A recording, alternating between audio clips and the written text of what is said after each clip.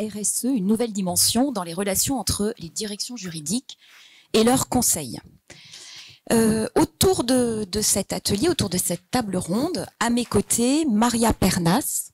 Vous êtes administrateur du Cercle Montesquieu et membre du comité exécutif du groupe en charge de la direction juridique et du commercial et contract management chez Capgemini. Sébastien Mandron, directeur de la RSE chez Worldline, et Linda S., associée au cabinet Jones Day. Alors, juste pour remettre un peu les choses dans leur contexte, la RSE, donc la responsabilité sociétale ou sociale des entreprises, est aujourd'hui un élément essentiel de compétitivité pour les entreprises. C'est la mise en place d'un modèle économique vertueux, avec un impact positif sur l'environnement, mais pas que. C'est aussi un levier de croissance. Les enjeux de la RSE prennent d'ailleurs une place de plus en plus importante dans les entreprises, en raison notamment des évolutions réglementaires sur la performance extra-financière, le devoir de vigilance, la loi Sapin 2 ou encore la loi Pacte. Tout cela, évidemment, entraîne des questionnements.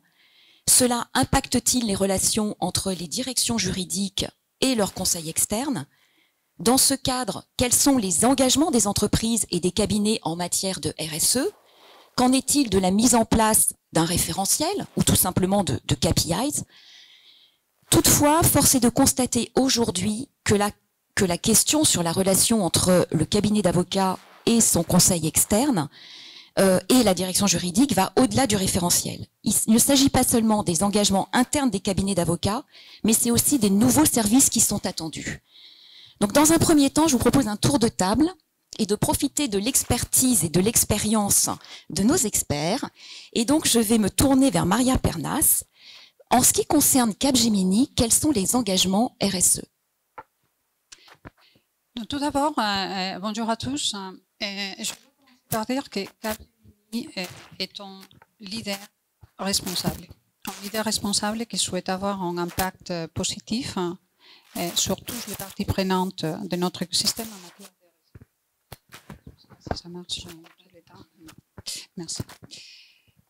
Donc, nous avons une politique en matière de RSE, une politique qui a été présentée aux investisseurs par notre CEO et par son équipe, y compris moi-même. Mais je pense que ce n'est pas nécessaire seulement d'avoir une politique. Il faut que tout ce qui est RSE fasse partie de la stratégie de l'entreprise. Et c'est aussi le cas de Capgemini. Chez Capgemini, nous avons ce qu'on appelle le Corporate Strategic Framework. Il y a 3 mots qui sont clés dans notre Corporate Strategic Framework: la data, la cybersécurité et le développement durable.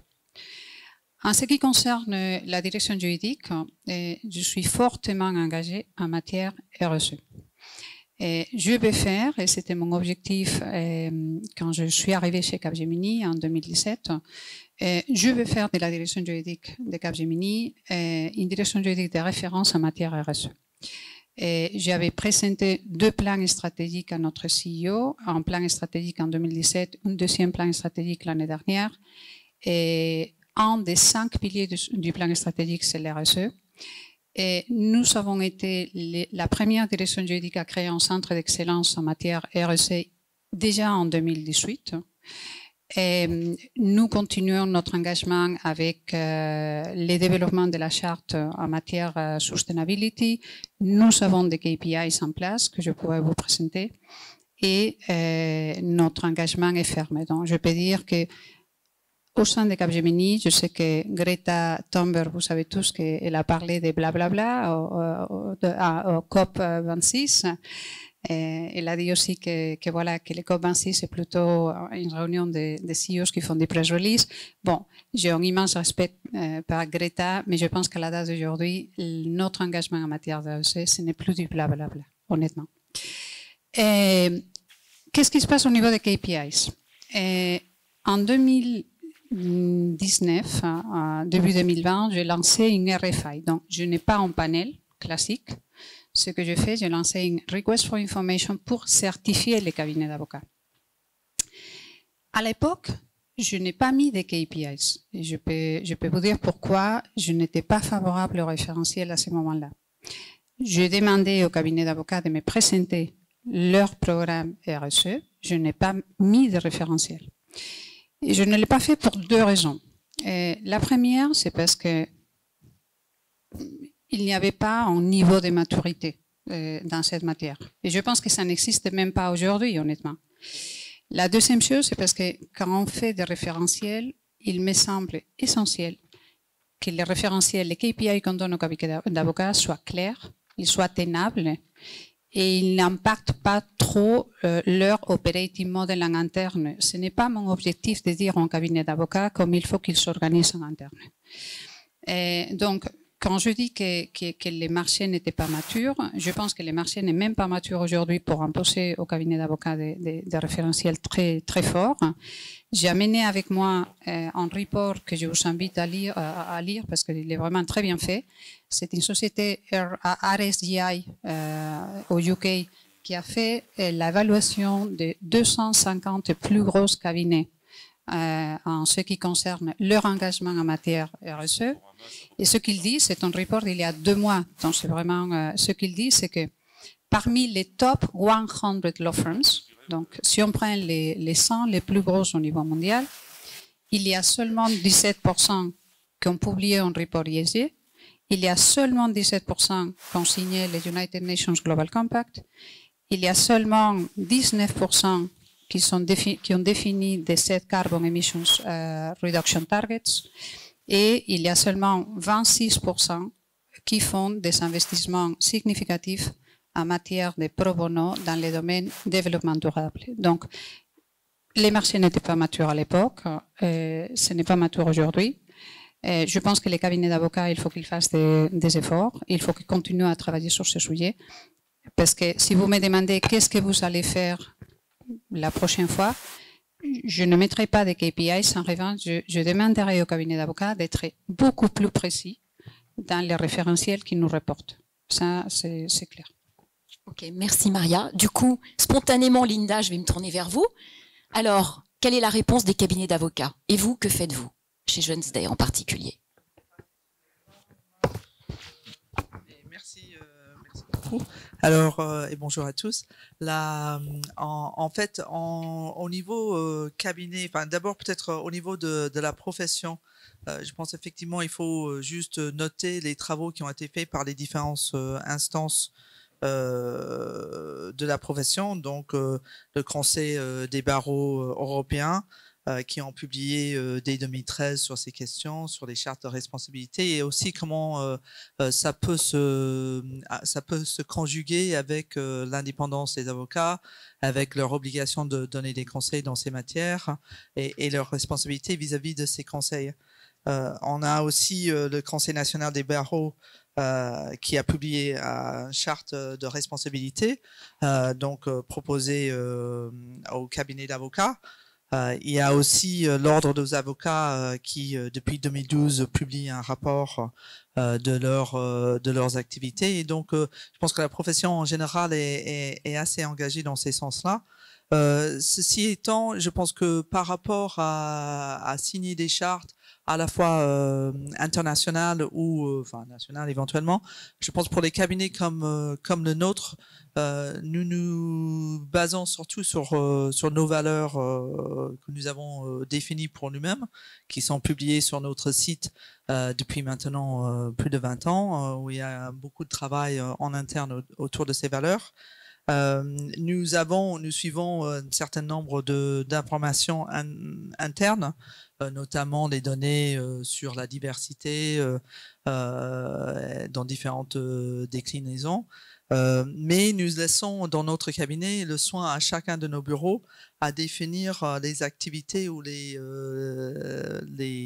KPI qui s'insèrent dans leur communauté. Comme nous sommes un cabinet international, nous avons des bureaux dans je pense c'est 36 pays maintenant. Donc chaque bureau est responsable de publier un peu et d'entreprendre des actions directes liées à l'RSE. En fait, la dernière chose peut-être que je pourrais sur laquelle je peux répondre, c'est aussi nos engagements au niveau pro bono. Et ça, je pense que c'est l'axe traditionnel des cabinets d'avocats et des avocats indépendants. Dans nos activités, nous avons notamment choisi un certain nombre au niveau de notre cabinet au niveau monde, notamment sur les réfugiés. Donc nous travaillons depuis 15 ans sur la frontière entre le Mexique et les États-Unis, avec une activité extrêmement engagée où nous défendons les réfugiés. Et nous avons à la fois nos avocats et certains de nos clients qui viennent travailler avec nous. Aussi sur l'île de Lesbos, on a un aide juridique où nombreux avocats, typiquement en Europe, peuvent déployer leurs talents auprès de ces réfugiés. Et aussi auprès de nos clients, nous avons travaillé récemment, par exemple, avec IBM sur la mise en place d'une plateforme tournée vers les chômeurs et les gens qui veulent se reconvertir pour aider à développer leurs entreprises, etc. Et puis d'avoir un accompagnement juridique dans leurs activités. Ok, merci Linda. Une toute petite question quand même, parce que quand on a préparé la table ronde, on a parlé aussi des appels d'offres. On voit bien qu'au niveau des KPI, c'est pas encore mature. En revanche, est-ce que vous, dans les appels d'offres, vous avez justement une demande ou une émergence de ces KPI? Alors c'est vrai que nous voyons nos clients nous poser des questions par rapport à leurs propres objectifs. D'expliquer comment nous pouvons ou comment nous avons traité ces questions chez nous. Donc nous voyons par exemple à la fois une demande juste d'information, qu'est-ce que nous avons comme statistiques, quels sont nos engagements, quels sont déclinés autour des sujets qui intéressent nos clients en particulier. Et aussi, il y a certains de nos clients aujourd'hui qui nous demandent, par exemple, dans les dossiers pour ces clients-là, de veiller à ce que les dossiers soient traités par des avocats venant de la diversité, par exemple, un certain nombre d'heures sur les dossiers qui sont faits par les avocats au-dessus d'un certain âge, parce que je pense qu'il y a un constat qu'il y a un certain agisme donc qui fait que les avocats plus expérimentés ou plus âgés ne sont pas mis sur les dossiers, donc avec une demande de suivi. Alors je pense que effectivement on a discuté un peu brièvement en préparation. Ça fait que ça nous amène à faire un reporting. Je pense que, comme beaucoup d'entre vous, en essayant de répondre à des demandes auprès de nos clients qui peuvent être assez variées, ça amène un reporting peut-être un petit peu lourd. L'autre chose, c'est ce qu'on a évoqué, c'est qu'il faut surtout que les meilleurs avocats soient sur les dossiers qui traitent les questions d'une manière le plus adaptée pour avoir le meilleur conseil aux nos clients. Ok, merci. Sébastien, je vais me tourner vers vous cette fois-ci. Vos engagements RSE chez Worldline sont liés à la chaîne de valeur. Vous devez sécuriser vos engagements en amont et en aval. C'est quoi être directeur de la RSE chez Worldline et quels sont vos engagements? Et les sujets sur lesquels vous faites un focus? Alors, donc, juste peut-être petit mot d'introduction. Donc, Worldline, c'est pas forcément une société que vous connaissez, pourtant vous utilisez tous les jours les services. C'est malheureux. Vous nous connaissez mieux sous le nom d'Ingenico, qui est une marque qu'on a rachetée. Donc, c'est tous les terminaux de paiement. Donc, concrètement, c'est nous qui, pour une grande partie des transactions de paiement qui ont lieu en fait en Europe, c'est nous qui vérifions quand vous faites un achat que le code que vous tapez est le bon. C'est nous qui demandons à votre banque si votre compte est bien approvisionné. C'est nous qui faisons donc une demande de virement entre le compte de votre banque et le compte du marchand, et c'est donc nous qui redescendons l'information comme quoi la transaction est validée, et que donc vous pouvez payer l'addition au restaurant, vous pouvez acheter le dernier achat technologique qui vous va bien à la Fnac, et c'est nous aussi, quand vous faites un achat un achat sur Internet, c'est nous qui vous envoyons le SMS. Voilà, donc vous voyez, vous ne nous voyez pas en fait, mais fondamentalement, vous utilisez nos services. Donc comme vous l'avez compris, on est dans l'informatique. Donc nous, le sujet de la RSE, vous avez tous à l'esprit que principalement la RSE, c'est deux grands sujets qui sont l'environnement et le social. La RSE dans l'entreprise, c'est avant tout un sujet comment j'assure à l'entreprise une durée de vie à 10 ou 15 ans. Donc si vous tournez le sujet autrement, c'est qu'est-ce qui peut tuer l'entreprise du jour au lendemain? Et quand vous posez cette question-là, vous voyez que la question est différente en fonction des marchés. Si je reprends mon exemple en fait de l'industrie du paiement, ce pourquoi vous utilisez une carte bleue, c'est principalement pour un sujet de confiance, c'est-à-dire que vous assurez que ce moyen de paiement vous permettra de sortir du parking à toute heure. Elle fonctionne à toute heure. Vous pouvez essayer d'introduire un chèque dans la machine, ça marchera pas. Voilà, vous savez que votre carte bleue est suffisamment fiable pour pas que vos données soient volées, qu'il n'y ait pas d'argent qui soit pris, quand bien même il y aurait un incident, vous êtes remboursé. Donc c'est pour ça que vous utilisez en fait ce moyen de paiement. Et vous voyez que du coup, mon rôle à moi enfin, de directeur RSE, c'est m'assurer que toutes ces fonctions de base sont bien remplies pour que la confiance entre le porteur de carte et l'émetteur en fait soit là pour qu'elle soit utilisée. Et donc après, j'ai évidemment des problématiques de people à gérer pour m'assurer que j'ai des talents qui vont bien pour fournir la technologie qui va bien. Et puis, j'ai minimise en fait mon empreinte environnementale. Donc, c'est ça les sujets de la RSE. Donc, moi, je suis positionné surtout avec des objectifs à 5 ans sur ces différents sujets. Et vous voyez que j'essaye fondamentalement d'être exemplaire dans mon approche. Et ce que j'attends du coup, c'est que les gens avec qui je travaille, qui sont donc mes fournisseurs, qui vont donc me fournir des bâtiments, qui vont me fournir des serveurs, qui vont me fournir du matériel informatique, partagent les mêmes valeurs que moi. Voilà. Donc ça, c'est la tendance d'il y a 5 ans. Voilà. Sauf que maintenant, en fait, on va au step d'après, qui est de dire que mes clients, maintenant, viennent me dire, c'est super ce que vous faites, mais est-ce que vous pouvez me dire, justement, la solution que je vais utiliser de paiement, combien, en fait, elle émet de CO2, quels sont ses impacts? Parce que moi, j'ai besoin de le savoir pour le comptabiliser, et je considère que je choisirai mes fournisseurs, en fait, sur cette base-là. Donc vous voyez qu'au départ, on était dans un objectif et dans une logique de je dirais volontariat, et en fait maintenant on voit bien que la pression vient du client, d'accord, si avant elle venait aussi des investisseurs. Et donc je vais avoir fondamentalement la même tendance par rapport en fait à mes fournisseurs, quels qu'ils soient. Donc aujourd'hui j'adresse mes principaux fournisseurs qui sont des fournisseurs de serveurs, mais il n'y a aucune raison que j'adresse pas tous mes fournisseurs de la même manière. Et vous êtes fondamentalement un fournisseur comme un autre. Je veux dire, en tant que cabinet d'avocats, on a ce niveau-là.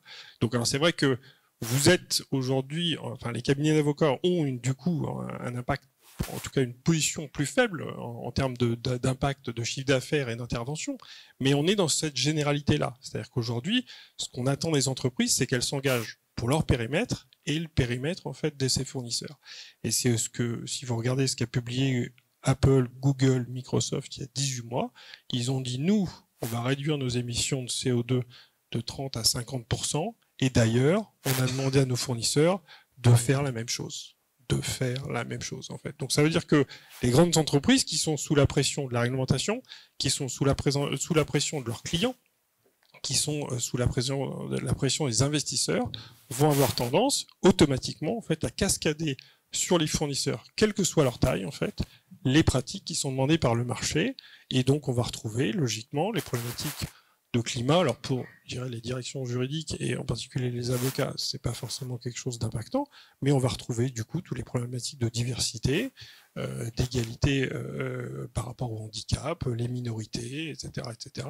Et c'est logiquement, en fait, des sujets qui vont se retrouver sur tous les fournisseurs, quelle que soit leur taille. Merci Sébastien. Bien voilà, c'est un très bon enchaînement pour la deuxième partie, puisque c'était en fait quel est l'impact au regard de vos retours d'expérience, quel est l'impact sur l'offre des cabinets d'avocats. Donc Sébastien, je vais encore m'adresser à vous. Au regard des risques que vous avez évoqués, quels sont les nouveaux sujets à fort impact et en particulier la dimension sur les administrateurs et les comités de direction?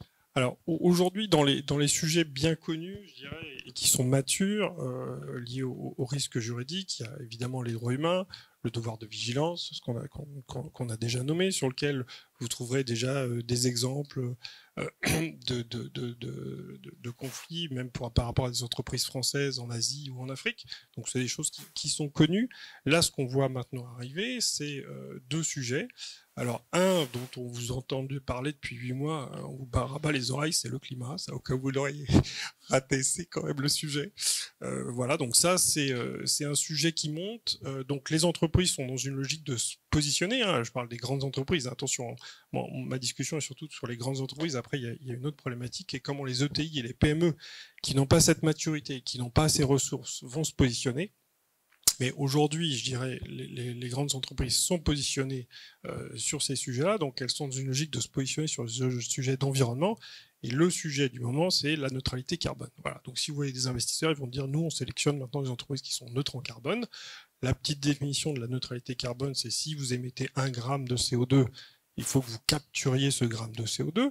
Donc pour faire simple, ça veut dire que vous plantez un arbre, hein, je vous fais l'équation simple, d'accord? Sauf que quand vous faites toutes les tonnes de CO2 qui sont émises, il ne va pas y avoir assez de place sur la planète pour planter des arbres. Voilà, donc c'est un petit peu l'histoire.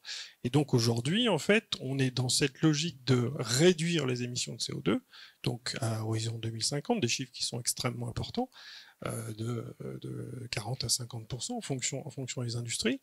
Et là, en fait, on va avoir une dimension qui est de dire, aujourd'hui, les entreprises vont avoir deux sujets. La première, c'est est-ce qu'elles disent qu'elles sont neutres en carbone? Donc là, attention, quand vous dites ça, vous vous mettez en situation difficile, parce que techniquement, c'est peu possible, d'accord? Donc vous pouvez utiliser le terme de contribuer à la neutralité carbone, mais pas dire qu'on est neutre en carbone. Donc là, il y a un certain nombre de sujets et de risques juridiques liés à ça, en particulier sur toutes les communications faites au niveau des publicités, d'accord? Donc vous pouvez pas mettre, vous avez un camion de livreur, vous mettez mon camion est neutre en carbone, c'est interdit. Voilà, vous n'avez pas le droit de le dire à la télé non plus, etc. Donc vous avez sur des problématiques d'expression de neutralité carbone, ou tout ce qui touche à un impact environnemental, des choses que vous ne pouvez pas dire. Donc là, c'est typiquement des sujets qui vont venir engager la direction de l'entreprise. Et puis après, vous avez le même sujet au niveau des administrateurs, c'est-à-dire que vous allez avoir des problématiques qui est de dire, bah, vous savez très bien qu'il y a les accords de Paris qui visent à réduire les émissions de CO2. Vous, en tant qu'administrateur, qu'est-ce que vous avez fait pour vous assurer que votre entreprise que vous pilotez au niveau du conseil d'administration fait les bonnes actions et s'est engagé dans cette démarche. Voilà. Donc vous voyez que là, j'ai deux populations différentes, une qui fait les choses et qui communique, alors un peu maladroitement, voilà, ou peut-être avec un peu trop d'ambition, et l'autre qui, du coup, va être en situation de contrôle. Donc ces deux personnes ont vocation à travailler sur ces sujets-là en profondeur. Donc c'est une vraie nouveauté. Et donc ça, c'est le sujet un petit peu facile. Et puis, dans 24 mois, on va avoir un autre sujet qui va devenir un petit peu plus compliqué, c'est les problématiques de biodiversité. C'est-à-dire qu'aujourd'hui, si je sais vous parler du climat, et puis je vous donne un indicateur simple qui sont les tonnes de CO2, l'indicateur pour la biodiversité, c'est beaucoup plus compliqué. Est-ce que je compte les abeilles? Est-ce que je compte les brins d'herbe? Est-ce que je compte les poissons? Enfin, tout y passe. Voilà, donc vous voyez que là, il y a un autre sujet qui est à définir.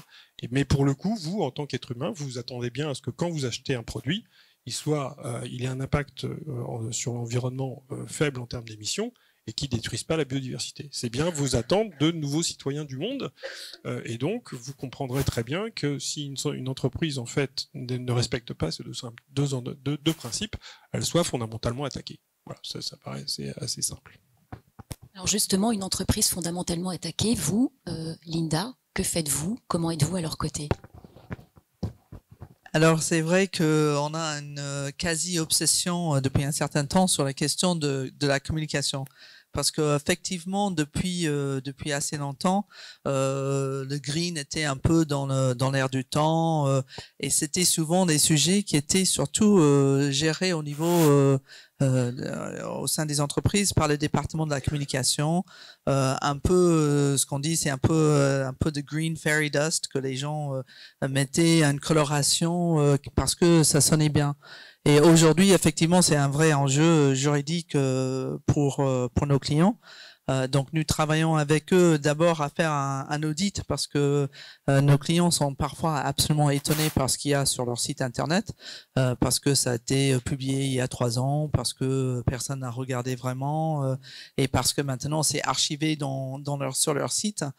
Et quand on commence à regarder ce que font à la fois des autorités et aussi des différents acteurs, ils regardent ce qui a été dit et ils regardent ce qui est fait, et quand il y a un décalage, ils n'hésitent pas à mener des actions en justice ou en administratif. Donc je pense que ça, c'est une des choses que nous faisons depuis un certain temps auprès de nos clients.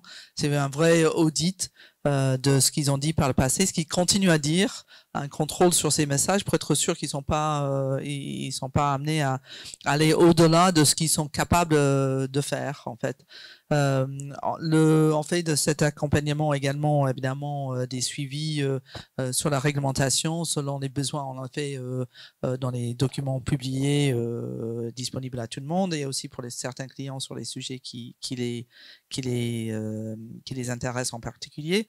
Sur la gouvernance, effectivement, nous travaillons beaucoup auprès de nos clients et surtout auprès des conseils d'administration sur des questions liées à l'RSE, le climat notamment, le risk mapping. Donc aussi, on a un outil où on peut identifier des points, des hits, des zones rouges qui sont plus compliquées. La grande question de rémunération. Donc les indicateurs RSE qui sont pris en compte dans la rémunération est un grand sujet. Nous voyons un peu un décalage entre nos clients américains qui luttent contre l'idée qu'on a des KPI pour leur rémunération et la tendance européenne qui pousse très fortement à l'inclure, à la fois dans le cadre de la loi Pacte, mais aussi des actions menées par la MEP et autres pour dire si vous dites que vous avez une stratégie RSE et ce n'est pas dans la rémunération de vos dirigeants, il y a un décalage trop important. Donc c'est un peu des outils, des sujets que nous voyons auprès de nos clients. Merci Linda. Alors Maria, je vais me retourner vers vous cette fois-ci, l'expérience de Capgemini, parce que vous souhaitez aller plus loin. C'est-à-dire que vous voulez dépasser en fait l'offre des cabinets d'avocats par rapport à votre propre gouvernance. Vous souhaitez en fait avoir une offre qui concerne le marché et vos clients. Est-ce que vous pourriez nous expliquer exactement ce que vous entendez par là? Oui, absolument. Donc, je voudrais mettre les choses en contexte. Et pourquoi je dis ça? La RSE, on le sait tous, ça a été pendant des années un sujet éthique. Un sujet éthique, c'était nice to have, c'était, comme on dit en anglais, nice to take care of. Et à la date d'aujourd'hui, le sujet RSE n'est plus un sujet éthique. C'est un message très très clair que je vais passer. C'est un sujet, la RSE commence à être hautement réglementé. Si je me focalise dans la partie climat, il y a au niveau de l'Union européenne, il y a eu déjà pendant les dernières années, depuis 2014, des réglementations en matière de reporting, des réglementations en matière de taxonomie ou la loi du climat l'année dernière. Mais ça ne s'arrête pas, ça va continuer. Au niveau de l'Union européenne, European Green Deal, que l'Union européenne est en train de pousser et qui va donner lieu à des nouvelles lois qui vont bientôt, et je pense que ça va venir en 2022-2023, la nouvelle taxonomie, les nouvelles règles de reporting, etc. Donc, RSE, je pense que c'est important que quand on parle des cabinets d'avocats RSE, ce n'est plus un sujet éthique, c'est un sujet de réglementation. Et en ce qui concerne Capgemini, quand je regarde la partie RSE, donc on fait bien évidemment toute la partie de gouvernance, tout ce qu'on a dit, la loi, on s'occupe de tout ce qui est loi des devoirs de vigilance, toute la partie des main-d'œuvre, les enfants, donc toute la partie sociale, la partie gouvernance, c'est en effet, je suis absolument d'accord avec vous, Linda, tous les cabinets d'avocats, il faut qu'ils développent ce type d'offres. Après, aujourd'hui, au sein de Capgemini, quand je dis que je vais aller plus loin, je dis que je vais aller plus loin pour la raison suivante. D'un côté, quand je regarde la direction juridique de Capgemini, il faut que je m'occupe, mais déjà aujourd'hui, et c'est très haut dans mon plan stratégique, il faut que je m'occupe de l'économie circulaire, de ce qu'on appelle circular procurement, et il faut que je m'occupe de signer des contrats qui sont contrats qui sont du point de vue qui sont sustainable, et nous avons organisé il y a seulement 10 jours au niveau mondial un événement autour de World Sustainable Contracting. Mes contrats, il faut qu'ils soient sustainable, la façon comme il faut que j'ajoute des clauses qui me permettent d'atteindre la neutralité carbone dont Sébastien parlait. Il faut que je m'occupe fortement de Green M&A. Oui, les fusions d'acquisition, tout ce qui est la partie acquisition, je ne peux pas ignorer la sustainabilité maintenant dans mes dossiers d'acquisition. Il faut que je m'occupe de développer des partenariats green avec les gros acteurs. Sébastien a évoqué Amazon, Microsoft, Google. Nous sommes des très gros partenaires d'Amazon, Google, et nous sommes déjà en train de développer des green partnerships. Donc oui, il faut aller au-delà des sujets de gouvernance. Mais j'ajoute même un deuxième point. Covid a changé beaucoup, a accéléré la digitalisation. Si vous regardez vos entreprises, nous avons avancé en 2 ans probablement l'équivalent de 20 ans, sans Covid. Quand on parle de la neutralité carbone, on ne peut pas ignorer la technologie. On ne peut pas ignorer la technologie pour atteindre la neutralité carbone. Et c'est pour ça que des sociétés comme Capgemini, nous sommes déterminés pas seulement à atteindre notre neutralité carbone. Dans le cas de Capgemini, nous avons donné 3 KPIs, neutralité carbone pour nos propres activités en 2025, neutralité carbone de toute notre chaîne d'approvisionnement avant 2030 et finalement net zero emissions bien avant 2050. Donc, mais il ne faut pas seulement qu'on s'occupe de tout ça, c'est nous aidons nos clients à développer et à atteindre les objectifs de développement durable. Et ça passe par la technologie. Donc, quand je dis que les cabinets d'avocats pourraient avancer dans d'autres domaines, à la date d'aujourd'hui, oui, je peux demander du conseil en matière de green technologies. Je peux demander du conseil en matière de quels sont les KPIs qui vont être imposés dans les secteurs energies and utilities, par exemple, dans les 5 années à venir, parce que je dois prendre en compte les sociétés comme Capgemini, les sociétés qui fournissent des services dans le domaine des technologies de l'information et digitale, ont un rôle à jouer pour que nos clients puissent atteindre les objectifs en matière de développement durable. Et c'est pour ça que mes questions ne vont pas porter seulement sur mes propres activités. Et je suis très intéressée à savoir aussi ce qui se passe dans les marchés de l'énergie, dans les marchés financiers, etc. Merci Maria. Donc moi j'ai bien entendu aider nos clients à atteindre plus facilement nos KPI. Linda, vous répondez quoi à ça? Comment vous vous positionnez?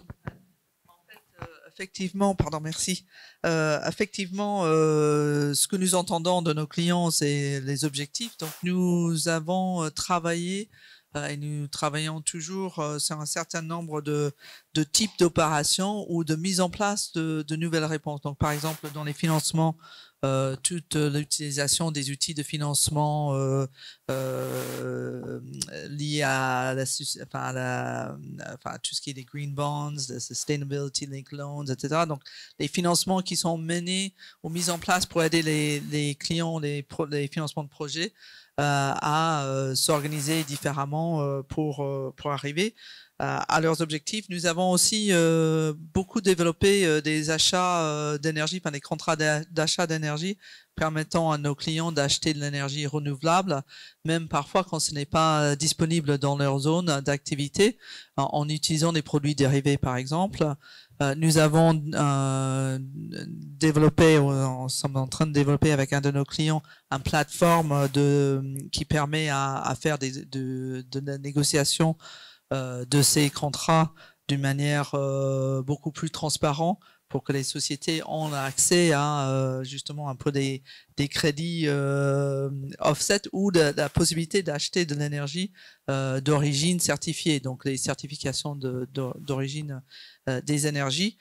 Nous soutenons aussi le mouvement sur les greener arbitrations, donc avec des procédures, des suggestions, des pratiques, des meilleures pratiques pour diminuer l'utilisation de papier, encourager les différentes procédures en utilisant maintenant les outils virtuels. Donc ça, je pense qu'avec le Covid, ça nous a permis vraiment d'aller de l'avant sur ces sujets-là.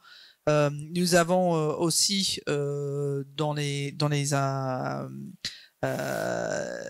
notre activité immobilier, toute une question d'identifier à la fois la moyen de financer soit dans des obligations qui sont des regroupements, des baux ou des hypothèques ou des financements de la partie des immobiliers de l'immobilier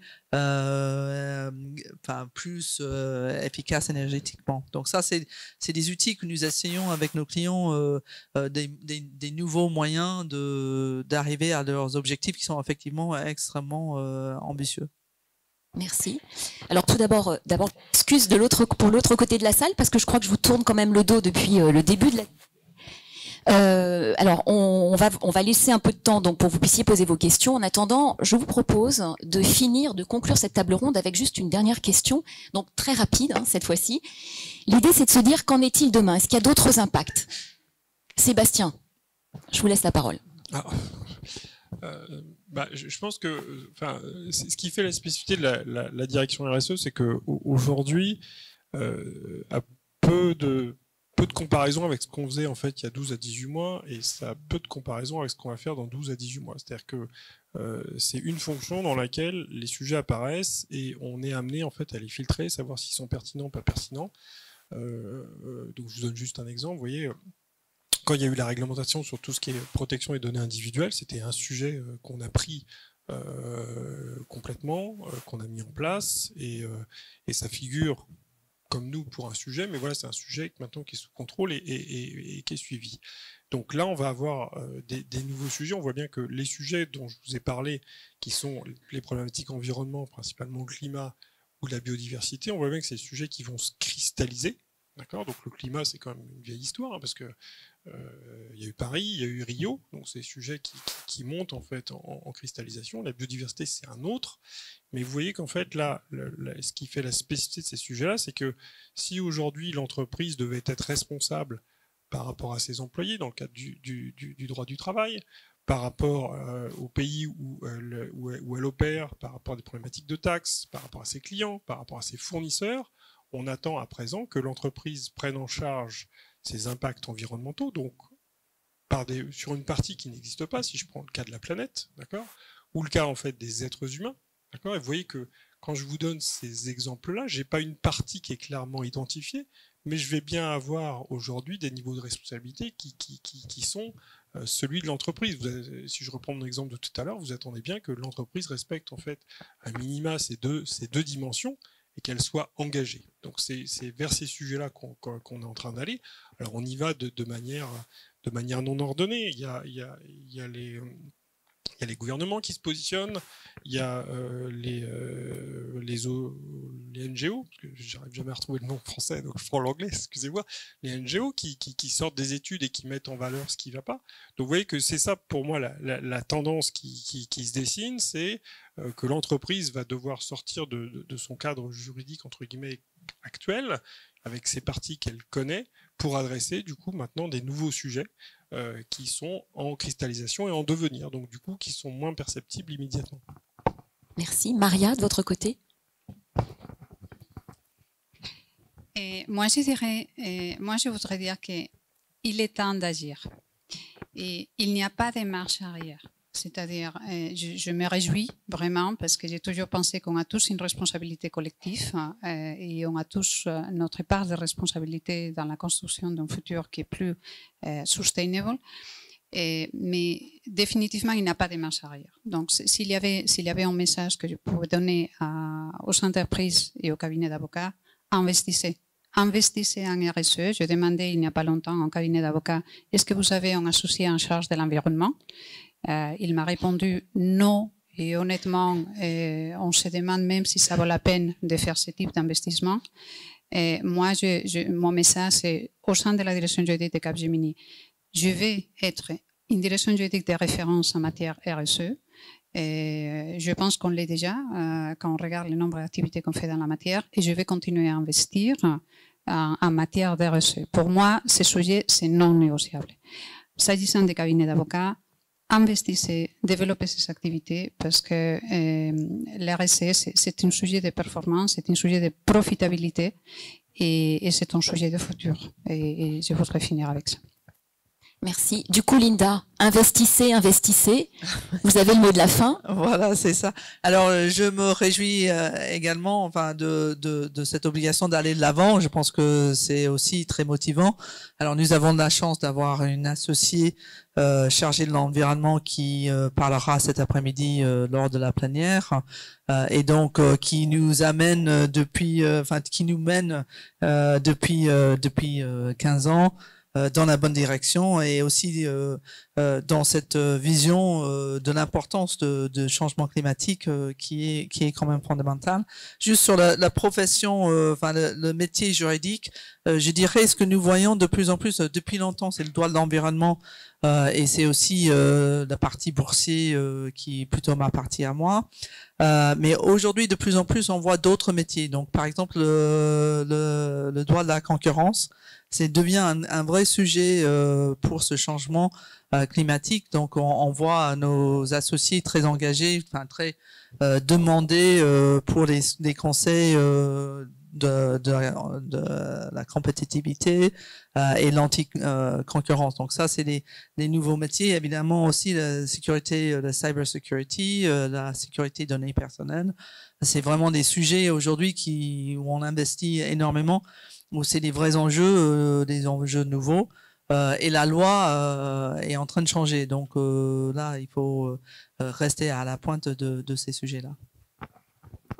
Merci Linda. Eh ben, il est temps de donner la parole à la salle. Est-ce que quelqu'un souhaiterait poser une question ?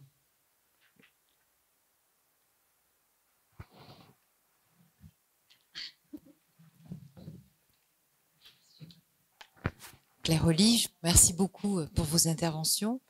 Vous avez parlé de cette RSE contraignante qu'il faut anticiper, peut-être en dénominateur commun sur tous les sujets dans vos entreprises. Est-ce que, en parallèle de ça, vous avez initié une démarche de réflexion sur une raison d'être de l'entreprise qui permettrait d'identifier et de caractériser les sujets majeurs qui s'apparentent à la mission de cette entreprise et qui vous permettrait d'avoir une boussole? Et est-ce que, dans ce contexte, vous évitez encore la novlangue? Merci.